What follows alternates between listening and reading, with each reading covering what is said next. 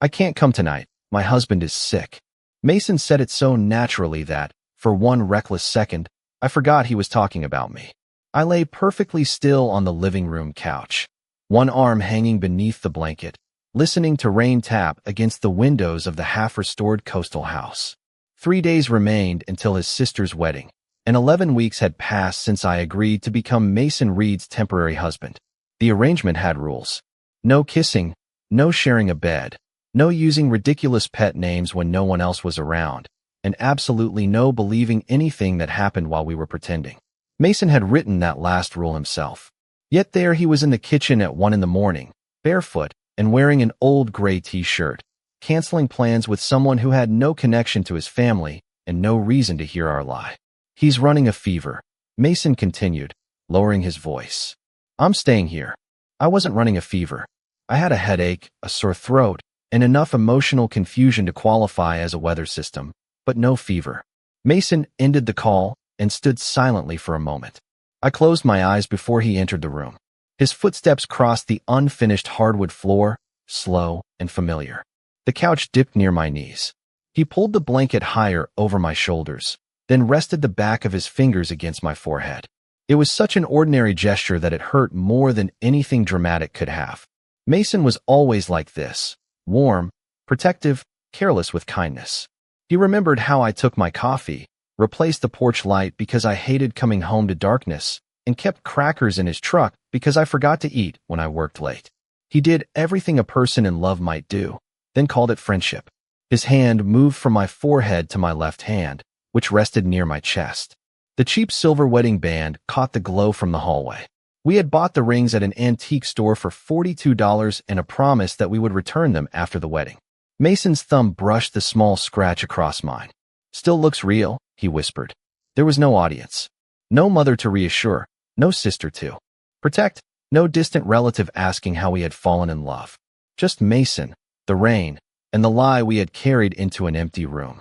My chest tightened as he gently turned the ring around my finger. I wanted to open my eyes and ask why he had called me his husband. I wanted to ask why he had stayed home, why he touched the ring like it mattered, and why pretending had begun to feel more honest than anything we had ever said aloud. Instead, I kept breathing evenly until Mason rose and walked away. That was the moment I realized my straight best friend had started forgetting our marriage was fake. The problem was, I had never forgotten that my feelings were real. 11 weeks earlier, the lie began with a photograph that should have stayed inside a cardboard box. Mason brought it into my restoration shop on a Tuesday morning, along with 3 dusty albums, a cracked wooden frame, and the expression he always wore when he needed a favor but wanted to pretend he did not. The shop smelled like coffee, paper, and the faint chemical tang of photo cleaner. Outside, Portland was waking beneath a pale spring sky, but Mason looked as if he had already lived through an entire day. His sister Nora was getting married in less than 3 months, and he wanted me to restore a collection of Reed family photographs as a wedding gift. He set the box on my work table and said, "You are the only person I trust with these." That sentence should not have meant anything. Mason had trusted me with apartment keys, job interviews, family holidays, and every bad haircut since college. Still, I carried those words around like loose change in my pocket.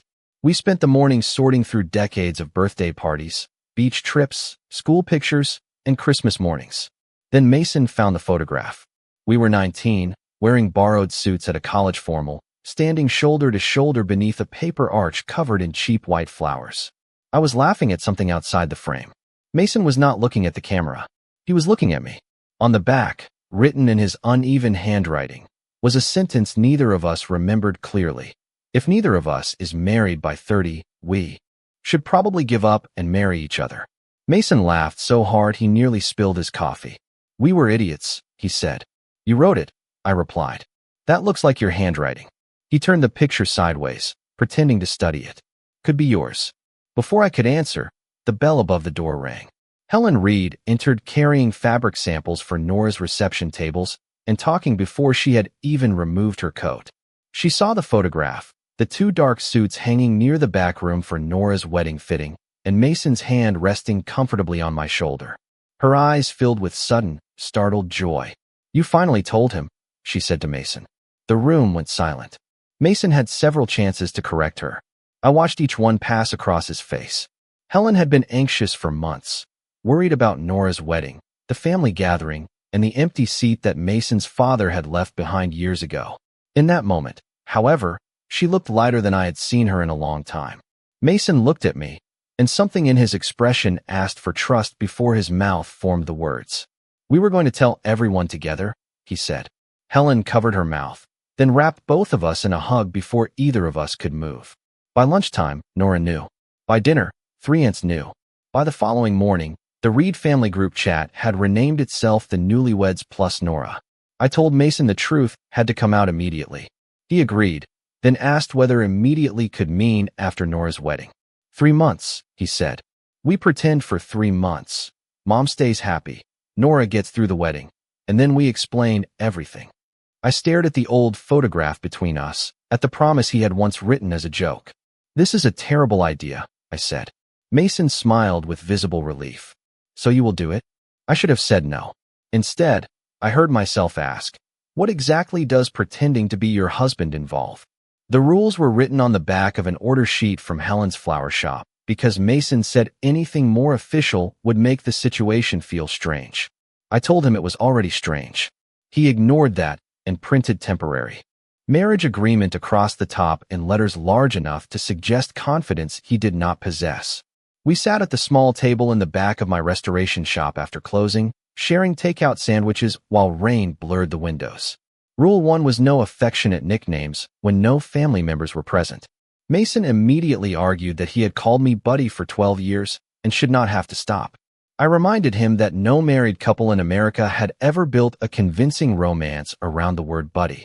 Rule 2 was no holding hands longer than necessary. Mason asked how many seconds qualified as necessary. I said 3. He wrote 5. Rule 3 was no sharing private stories just to make our relationship sound believable. That one mattered to me.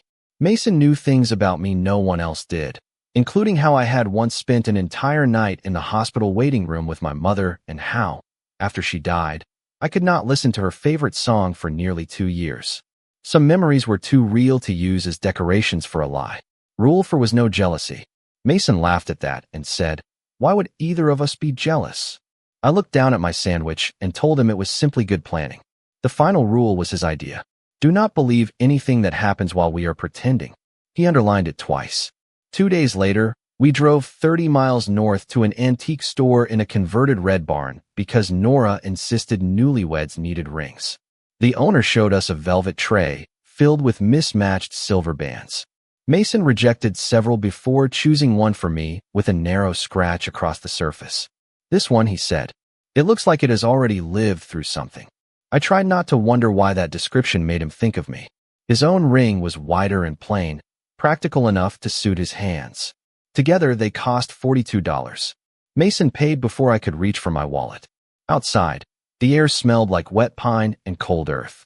He slid my ring onto my finger beneath the store's striped awning, studying the fit with surprising seriousness. "Too tight?" he asked. "No." His thumb moved once over the scratch. Then he let go as if he had remembered the rules. We had taken only a few steps toward his truck when Helen called. Mason answered on speaker, and she immediately asked whether we had found rings. He took my hand and raised it as though she could see us through the phone. "We did," he said. "Ethan's looks perfect." Helen sounded so happy that neither of us corrected the softness in his voice. When the call ended, Mason kept holding my hand. We crossed the parking lot slowly, our fingers resting together between us. There was no one nearby who knew our families. No one watching us. No reason to continue the performance. I counted 5 seconds, then 10, then 15. Mason opened the passenger door for me without letting go. "You can stop now," I said quietly. He looked down at our hands, almost surprised to find them joined. "Right," he said, but he did not release me until I was safely inside the truck. 3 weeks later, Mason asked me to move into the old coastal house he was restoring, and somehow he made it sound like a practical decision. Nora's wedding preparations had taken over Helen's home, relatives were arriving early, and our marriage needed to look convincing enough to survive a long weekend of shared breakfasts and curious aunts. The house stood on a quiet road outside Portland, 2 stories of weathered cedar shingles, uneven floors, and windows that faced the Atlantic. Mason had spent nearly a year bringing it back to life. He repaired the porch by hand, rebuilt the kitchen cabinets, and uncovered the original fireplace beneath layers of plaster. He talked about wood the way I talked about photographs, as if every damaged thing contained a version of itself worth saving. I arrived with one suitcase, my camera equipment, and the certainty that living with him was a terrible idea. By the end of the first week, my coffee mug had a permanent place beside his, my shoes waited near the back door, and Mason had built a narrow shelf above the dining room table because he noticed I kept moving my camera out of the way during meals. Now it has somewhere safe to live, he said, brushing sawdust from his shirt. I told him cameras did not live anywhere. He looked around the room and replied, "Everything lives somewhere." Mason left for work before sunrise most mornings, so I began making his lunch while the coffee brewed. He complained the first time, then quietly started leaving a blueberry muffin beside my editing desk on his way out. When I worked late at the shop, he texted to ask when I would be home. When thunderstorms rolled in from the water, he left the hallway light on because he remembered I had hated dark rooms since my mother died. Neither of us mentioned that these things were not required by our agreement. One Saturday evening, we practiced the story of our imaginary wedding while folding laundry in the living room. Nora had warned us that her grandmother would ask about vows. I wrote mine quickly, choosing harmless promises about patience, bad cooking, and always letting Mason control the music during road trips. Mason sat at the kitchen table for nearly an hour with a blank sheet of paper. Every time I glanced over, he covered it with his hand. "You are taking this very seriously," I said. "I am trying not to embarrass us. We are already pretending to be married. I think embarrassment passed us several exits ago." He smiled, but something thoughtful remained in his eyes. Later, I found him standing by the fireplace with the paper folded into a small square. I asked whether he wanted to practice reading it. "Not yet," he said. He placed it beneath the velvet lining of the ring box and closed the lid. I assumed he thought the words were too foolish to say aloud. That night, I fell asleep in the armchair with a book open on my chest. When I woke near midnight, a blanket covered me, the lamp had been dimmed, and a small wooden bookmark marked my page. Mason had carved my initials into one side. On the other, in letters so small I almost missed them, he had written, "You always lose your place." I held it in my hand for a long time, wondering how many ordinary kindnesses a person could survive before they began to feel like promises. Caleb Brooks entered my restoration shop on a Thursday afternoon carrying a water-damaged photo album against his chest as carefully as if it were something alive. He was 28, with neatly combed brown hair, round glasses, and the calm voice of someone who understood that old photographs were not merely paper. The album had belonged to his father, who had died 2 years earlier, and a leaking pipe had soaked nearly half the pages. As I examined the warped photographs, Caleb watched my hands instead of the damage. "Can you save them?" he asked. "Not perfectly," I said, "but enough to remember what was there." He smiled at that, and over the next 2 weeks, he stopped by several times to review the progress. He designed book covers for a small publishing company, so our conversations moved easily from photography to typography, then to the strange ways people tried to preserve the past. Caleb asked questions Mason rarely did, not because Mason did not care, but because he believed he already knew every answer. Caleb asked what kind of studio I wanted to own someday, which cities I had considered, and whether I had ever wanted a life outside Maine. I had just admitted that Boston sometimes crossed my mind when the shop door opened and Mason walked in carrying 2 cups of coffee. His smile faded by half a degree when he saw Caleb leaning beside my work table. "I thought you said you were working alone," Mason said. "Caleb is a client." Caleb offered his hand. "And Ethan is rescuing my family history." Mason shook it, then moved to my side and placed one coffee beside me. His other hand settled across my shoulder with practiced ease. "That is what my husband does," he said. Caleb glanced at the silver band on my finger. I had removed it earlier to keep cleaning solution from collecting beneath it, and it now rested beside a stack of cotton gloves. Mason noticed immediately. He picked it up and held it toward me. "You forgot this." I did not forget it. I was working. "Still," he said, waiting until I slid it back onto my finger. Caleb's expression remained polite, but curiosity flickered behind his glasses. After he left, Mason began rearranging tools that did not need rearranging. He seems comfortable here, he said. He has been here 4 times.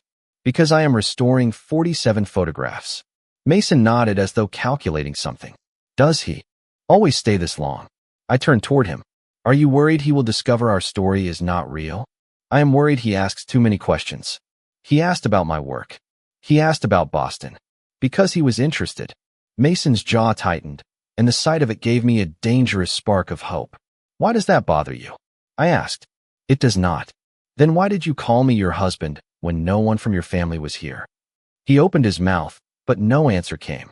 I stepped closer, lowering my voice. Are you afraid Caleb will expose the lie? Or are you afraid I might stop wanting it? The silence between us felt larger than the entire shop. Mason looked at the ring on my hand, then at the coffee he had brought exactly the way I liked it. I am trying to keep our story consistent, he finally said. The hope inside me folded quietly in on itself. Of course, I replied. Mason left soon afterward, but that evening he was waiting outside when I locked the shop. He claimed he had been passing through the neighborhood, although the house was 12 miles in the opposite direction. He opened the truck door for me, took my camera bag without asking, and drove us home in silence. When we reached the coastal road, his hand moved toward mine on the seat between us, stopping less than an inch away. He never touched me. Somehow, the space he left hurt more. The storm arrived on a Sunday evening, rolling in from the Atlantic with hard rain and wind that rattled the old windows.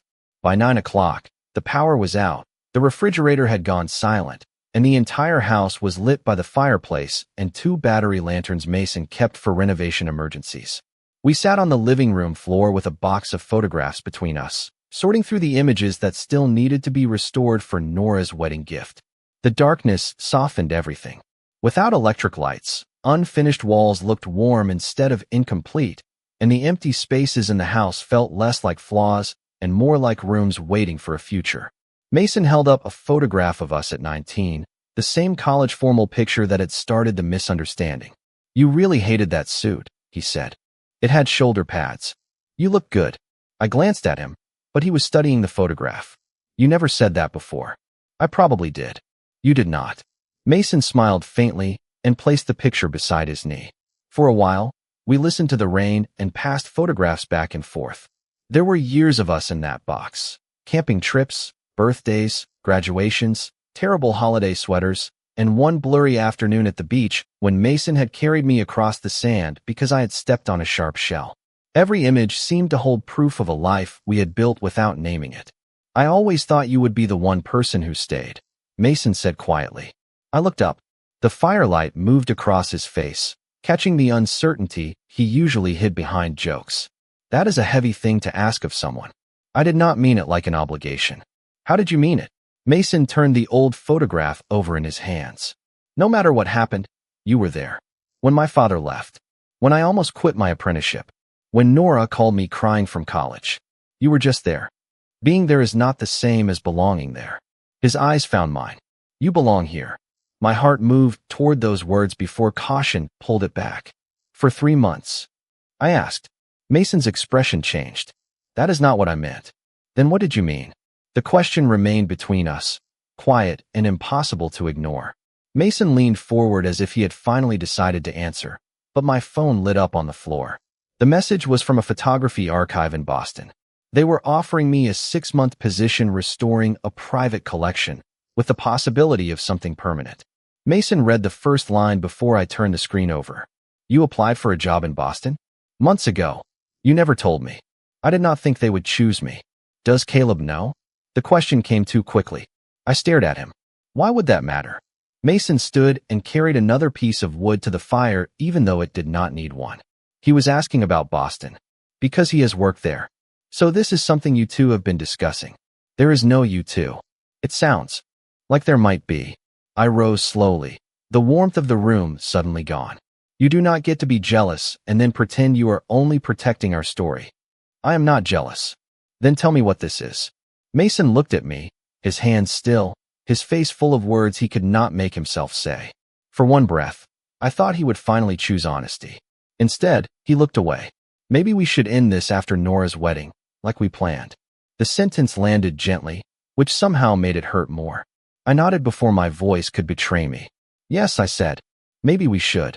The power returned 10 minutes later, filling the house with light, but neither of us moved. We sat on opposite sides of the room, surrounded by photographs of every year we had spent finding our way back to each other, and for the first time, the distance between us felt impossible to cross. Nora's wedding arrived beneath a clear blue sky that made the previous week of rain feel like a memory from another life. The ceremony was held in the garden behind Helen's flower shop, where white roses climbed wooden arches Mason had built and strings of small lights stretched between the maple trees. Everything looked warm, simple, and carefully chosen. Ethan should have loved it. Instead, he spent the morning standing beside Mason for photographs, smiling whenever someone looked their way, and feeling the quiet space between them grow wider. They had barely spoken since the storm. At the coastal house, they moved around each other with painful politeness. Mason still made coffee. Ethan still packed lunches. Neither mentioned Boston, Caleb, or the sentence that had ended their strange little home before it was officially over. During the ceremony, Ethan stood in the second row beside Mason while Nora and her fiancé exchanged vows. The officiant spoke about marriage as a collection of ordinary choices repeated every day. It was choosing to listen when silence would be easier, choosing to stay curious about someone you thought you already knew, and choosing each other even when certainty was impossible. Mason's hand shifted beside Ethan's on the bench. Their fingers brushed. This time, neither of them moved away. Ethan looked at him and found Mason already watching. For one suspended moment, the garden, the guests, and the music seemed to disappear. Then the applause began, and Mason turned toward his sister. At the reception, they performed their roles perfectly. They cut slices of cake for elderly relatives, carried folding chairs across the lawn, and laughed through Nora's story about how they had supposedly hidden their marriage for months. Mason rested a hand at Ethan's back whenever someone approached. Each touch felt natural enough to be cruel. Near sunset, slow music began beneath the lights. Helen insisted that the married couples dance, and Mason led Ethan onto the wooden floor. "You are avoiding me," Mason said quietly. "I am standing 6 inches away from you." "That is not what I meant." Ethan kept his eyes on Mason's collar instead of his face. "Are you taking the Boston position?" "Yes." Mason's hand tightened slightly at Ethan's side. "When were you going to tell me?" "When it became something real." "It is real now. So is the end of this arrangement." Mason missed a step. Around them, couples continued moving beneath the lights. "Is this because of Caleb?" he asked. Ethan finally looked at him. "This is because I cannot keep being your husband only when it is convenient for you." Hurt crossed Mason's face. "You have never been convenient." "That is not an answer." "I do not know how to answer." Ethan felt the familiar urge to rescue him, to soften the moment, to accept another unfinished sentence. For once, he did not. "Then I have to stop waiting for one." The song ended. Mason released him slowly, as though letting go required more effort than holding on. They finished the reception side by side, thanked guests, and helped Nora load gifts into her car. Back at the coastal house, Mason fell asleep in the armchair while Ethan packed quietly. He folded his clothes, wrapped his camera equipment, and placed the wooden bookmark in the front pocket of his suitcase. Last, he removed the scratched silver ring. Beneath the velvet lining of the ring box, he could feel the edge of Mason's hidden vow, but he did not open it. Instead, he placed the ring inside, set the box on the kitchen table, and left before sunrise. By the time Mason woke, the hallway light was still glowing, but Ethan's side of the house was empty. Mason found the ring box before he found the note. It sat in the center of the kitchen table beside Ethan's empty coffee mug, small enough to fit in his palm and heavy enough to change the shape of the room. For several minutes, he did nothing. The house was too quiet. No camera bag rested beneath the chair. No shoes waited by the back door. The blueberry muffins he had bought the night before remained untouched on the counter. He opened the box and saw the scratched silver ring lying inside. Beneath it was the folded agreement they had written 11 weeks earlier on the back of Helen's flower order sheet. Every rule had been crossed out except the last one. "Do not believe anything that happens while we are pretending." Below it, in Ethan's careful handwriting, were 7 words. "I broke this rule before we made it." Mason read the sentence twice, then lowered himself into the chair. The truth did not arrive like a sudden discovery. It arrived as a series of ordinary memories that had been waiting patiently for him to understand them. Ethan packing his lunch before sunrise. Ethan leaving the hallway light on when Mason worked late. Ethan laughing in the kitchen with flour on his sleeve. Ethan sitting beside him at every family dinner, every difficult hospital visit, every birthday he had pretended not to care about. Mason had spent years calling those moments friendship because friendship was the only word he knew how to use without frightening himself. His hand moved beneath the velvet lining of the ring box and found the paper he had hidden there weeks earlier. The vow. He unfolded it slowly. I promise to notice when you are quiet. I promise to leave the hallway light on. I promise that wherever I build a home, there will be room for you. Mason stared at the words until they blurred. He had written them before the storm, before Boston, before Caleb. He had written them while insisting everything was temporary. A knock sounded at the front door.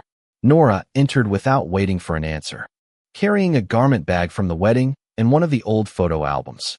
She took one look at Mason and set both items down. He left, Mason said. I know. Did you know how he felt? Nora hesitated. I knew he loved you. I did not know whether you were ready to understand what you felt. Mason looked at the college photograph resting inside the open album. He thought I wrote the joke on the back. You did. Mason lifted his head. Nora turned the photograph over and pointed to the faded sentence about marrying each other by 30. You wrote it after the formal. You told me Ethan looked happy in that picture and you wanted to remember the night. Mason pressed his thumb against the familiar handwriting. He remembered the cheap suit, the paper flowers, and Ethan laughing because Mason had stepped on his own shoelace. He remembered thinking that every room became easier when Ethan was inside it. Why did I forget? He asked. Nora sat across from him. Maybe you did not forget. Maybe you decided it was safer to call it a joke. After she left, Mason walked through the house and saw Ethan everywhere. The shelf above the table, the second mug beside the sink, the wooden bookmark missing from the armchair. On the mantel sat Mason's old film camera, the one he had started carrying during the months they lived together. He had taken photographs without knowing why. Ethan asleep by the window, 2 cups of coffee on the porch, paint on their hands, an empty chair waiting across from his own. Mason picked up the camera and finally understood. He had not been documenting a performance. He had been trying to preserve the first home he had ever been afraid to lose. Mason did not drive to Boston with flowers, a speech, or a plan to convince Ethan to abandon the opportunity he had earned. He waited until Ethan's final afternoon at the restoration shop, then entered carrying a small paper envelope and the old film camera. Ethan stood behind the counter surrounded by packed boxes, his wooden bookmark tucked into the front pocket of his shirt. For a moment, neither of them spoke. Mason placed the envelope beside Ethan's hand. I had the film developed, he said. Ethan opened it carefully. The first photograph showed 2 coffee cups on the front steps of the coastal house. The next showed Ethan asleep near the window, sunlight resting across his open book. There were photographs of their paint-covered hands, Mason's jacket hanging beside Ethan's, and the narrow shelf Mason had built for the camera equipment. In one picture, the kitchen table held 2 plates and 1 empty chair facing Mason. The final image showed the restored house beneath a bright morning sky. On the back, Mason had written, "This is not a reason to stay. It is only proof that you were already home." Ethan looked up slowly. You took all of these? I thought I was documenting the renovation, Mason said. I was wrong. He rested both hands on the counter, leaving space between them. I do not have every answer about myself yet. I spent a long time believing my future had already been decided because I had never needed to question it. Then you left, and the house did not feel unfinished. It felt empty. Ethan's eyes lowered to the photographs. Missing someone does not always mean you are ready to love them. I know. Mason's voice remained steady, even as uncertainty filled his face. That is why I am not asking you to stay. I am asking whether I can take you on one real date before you go. Ethan gave a quiet, surprised laugh. One date. Dinner. No relatives. No rings. No story to maintain. And after that, if it goes badly, I will drive you home and respect whatever you decide. If it goes well, I will ask for another. Ethan studied him for a long moment, then nodded. Their first date took place at a small restaurant near the harbor. It was awkward, honest, and better than either of them expected. Ethan left for Boston 2 days later. Mason visited twice a month, and they learned each other again without an agreement telling them what anything meant. 6 months later, Ethan returned to Maine with a permanent partnership offer from the Portland shop and plans for his own studio. Mason brought him to the coastal house, where the walls were finished and a young apple tree stood in the yard. Inside, the old college photograph hung beside a new picture of them on the porch. Mason opened his hand. The scratched silver ring rested in his palm, polished but unchanged. "I am not asking for another performance," he said. "I am asking whether you would like to wear this while we figure out the rest together." Ethan looked at the ring, then at the home they had built through 1,000 choices neither of them had understood at the time. "Only if we change the last rule," he said. "Which one?" "This time, we believe what happens." Mason smiled as Ethan slid the ring onto his finger. Outside, evening light moved across the water. Inside, 2 coffee mugs waited beside the sink. The hallway lamp glowed warmly, and nothing between them needed to be called pretend again.